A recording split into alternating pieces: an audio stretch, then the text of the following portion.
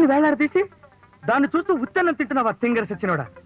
రేపటి నుంచి బియ్యపు గింజని భూతత్వంలోంచి చూస్తూ మంచినీళ్ళు తాగరా, కడుపు నిండుతుంది. అలా చేస్తే ఖచ్చితంగా కడుపు నిండదు, కానీ ఇక్కడ మాత్రం బిర్యానీ తింటే కడుపు నిండా తినొచ్చు. అది కూడా 100 రూపీస్కే అన్లిమిటెడ్ బిర్యానీ అనమాట.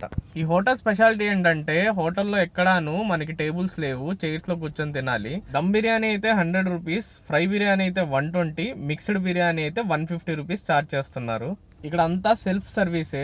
మనకి బిర్యానీ కావాలంటే మళ్ళీ డేక్షా దగ్గరికి వెళ్ళి తీసుకోవడమే. బిర్యానీ టేస్ట్ అయితే చాలా బాగుంది. నా మస్ట్ ట్రై లిస్ట్లో అయితే దీన్ని ఖచ్చితంగా మెన్షన్ చేస్తాను.